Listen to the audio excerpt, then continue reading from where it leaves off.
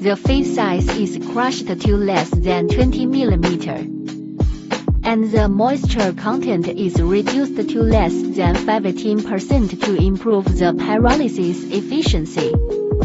PLC control system can adjust key parameters such as temperature and pressure. The fully enclosed heating chamber meets higher environmental protection standards.